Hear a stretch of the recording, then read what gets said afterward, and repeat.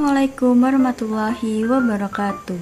Di sini saya Ayustina Divani dengan NIM 221080259 akan menjelaskan terkait transfer of training untuk memenuhi tugas UAS mata kuliah manajemen pelatihan dan pengembangan SDM. Transfer on training adalah tingkat sejauh mana pengetahuan, keterampilan, dan sikap yang diperoleh dari pelatihan benar-benar diterapkan dalam pekerjaan nyata, serta dipertahankan dalam jangka waktu tertentu.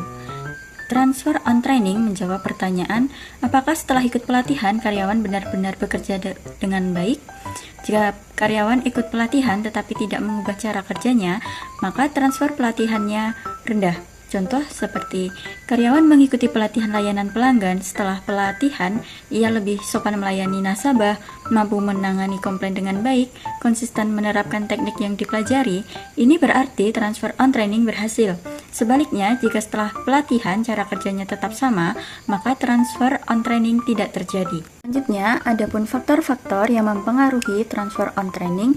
Yang pertama itu ada motivasi peserta, yang kedua dukungan atasan dan lingkungan kerja, yang ketiga kesesuaian materi pelatihan dengan pekerjaan, yang keempat kesempatan untuk menerapkan hasil pelatihan, dan yang kelima sistem evaluasi dan reward.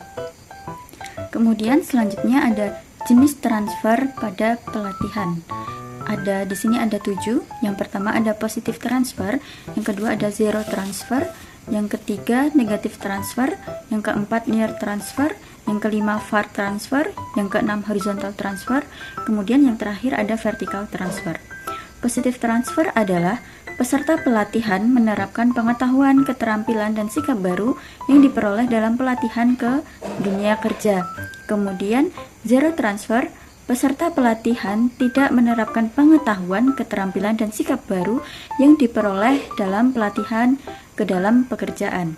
Kemudian ada negative transfer, yaitu pelatihan yang berdampak negatif dan kinerja peserta pelatihan menjadi lebih buruk akibat program pelatihan.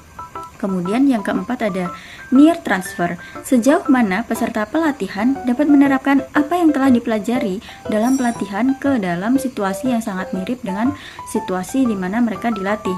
Kemudian ada far transfer, yaitu sejauh mana peserta pelatihan dapat menerapkan apa yang telah dipelajari dalam pelatihan ke dalam situasi baru atau berbeda dari situasi di mana mereka dilatih. Kemudian ada horizontal transfer, yaitu transfer pengetahuan dan keterampilan lintas datar atau konteks pada tingkat yang sama. Kemudian yang terakhir ada vertical transfer, yaitu transfer dari tingkat individu atau peserta pelatihan ke tingkat organisasi, atau sejauh mana perubahan perilaku atau kinerja peserta pelatihan ditransfer ke hasil di tingkat organisasi. Adapun beberapa hambatan terhadap transfer pelatihan, yaitu manajer langsung tidak mendukung pelatihan. Kemudian ada budaya dalam kelompok kerja tidak mendukung pelatihan. Yang ketiga tidak ada kesempatan untuk menggunakan keterampilan tersebut. Yang keempat, tidak disediakan waktu untuk menggunakan keterampilan tersebut. Kemudian yang kelima, keterampilan tidak diterapkan pada pekerjaan itu.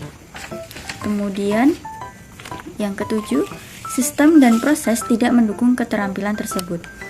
Selanjutnya, sumber daya tidak tersedia untuk menggunakan keterampilan tersebut.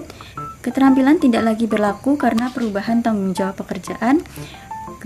Kemudian, keterampilan tidak sesuai dengan unit kerja, tidak melihat perlunya menerapkan apa yang dipelajari, kebiasaan lama tidak dapat diubah, dan sistem penghargaan tidak mendukung keterampilan baru. Kemudian, selanjutnya, ada model proses transfer pelatihan menurut Baldwin dan Ford tahun 1988 menjelaskan bagaimana hasil pelatihan dapat diterapkan dan dipertahankan dalam pekerjaan sehari-hari. Model ini memandang transfer pelatihan sebagai sebuah proses, bukan hasil yang terjadi secara otomatis setelah pelatihan selesai. Secara deskriptif, model ini dimulai dari masukan pelatihan atau training inputs yang terdiri dari 3 unsur utama, yaitu karakteristik peserta, desain pelatihan, dan lingkungan kerja. Karakteristik peserta mencakup kemampuan, motivasi, sikap, dan kesiapan individu untuk belajar dan berubah. Desain pelatihan berkaitan dengan kejelasan tujuan, relevansi materi dengan pekerjaan, metode pembelajaran yang digunakan, serta sejauh mana pelatihan memberi kesempatan praktik. Sementara itu, lingkungan kerja meliputi dukungan atasan dan rekan kerja, kesempatan untuk menerapkan hasil pelatihan, serta sistem penghargaan yang mendorong perubahan perilaku.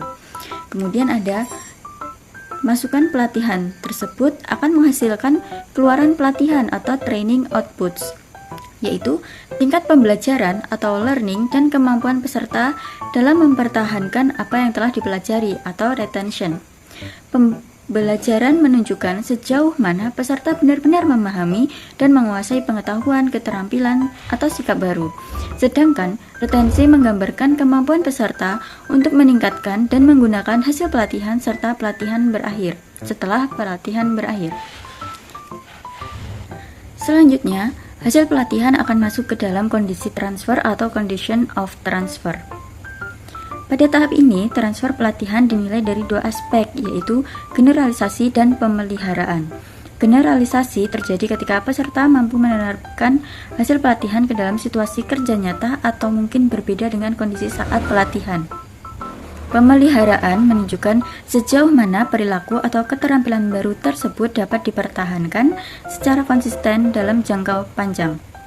Secara keseluruhan, model Baldwin dan Ford menegaskan bahwa keberhasilan transfer pelatihan sangat dipengaruhi oleh keterkaitan antar peserta, pelatihan, dan lingkungan kerja.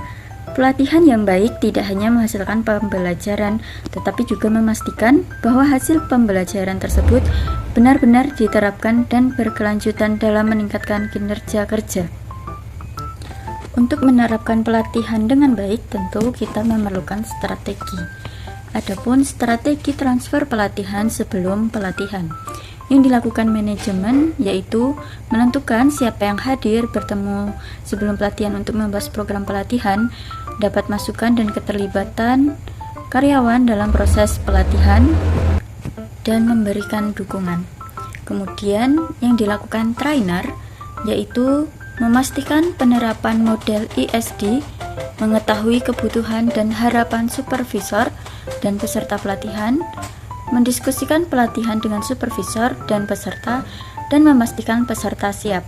Kemudian, yang dilakukan oleh trainers, yaitu mengetahui tentang program pelatihan, bertemu dengan supervisor untuk membahas pelatihan, dan mempersiapkan program pelatihan. Adapun strategi selama pelatihan, yaitu yang dilakukan manajemen, berpartisipasi dalam pelatihan, menghadiri pelatihan sebelum peserta pelatihan, menetapkan kembali pekerjaan karyawan saat menghadiri pelatihan. Kemudian yang dilakukan oleh trainer yaitu menggabungkan kondisi praktik, prinsip pembelajaran, serta konten atau contoh yang relevan. Kemudian menyediakan transfer intervensi pelatihan, meminta peserta bersiap dan berkomitmen pada kontrak kerja. Kemudian yang dilakukan oleh trainers yaitu mengikuti program dengan sikap positif dan motivasi untuk belajar, terlibat dan berpartisipasi aktif, mengembangkan rencana tindakan untuk penerapan pelatihan di tempat kerja. Adapun strategi transfer pelatihan setelah pelatihan yang dilakukan manajemen yaitu peserta pelatihan memiliki kesempatan untuk berlatih dan menerapkan apa yang dipelajari. Dorong dan perkuat penerapan keterampilan, beri umpan balik positif untuk penggunaan keterampilan baru. Kemudian yang dilakukan oleh trainer yaitu kunjungan lapangan untuk mengamati penggunaan keterampilan oleh peserta, memberikan umpan balik dan mendukung peserta. Kemudian, adapun yang harus dilakukan oleh peserta itu sendiri yaitu mulai menggunakan pengetahuan dan keterampilan baru di tempat kerja, membahas peluang transfer, bentuk sistem teman yang menghadiri pelatihan, mempertimbangkan situasi berisiko tinggi yang mungkin terjadi, dan kembangkan strategi solusinya. Dan tetapkan tujuan untuk transfer dan gunakan manajemen mandiri. Cukup sekian yang dapat saya sampaikan. Kurang lebihnya mohon maaf. Wassalamualaikum warahmatullahi wabarakatuh.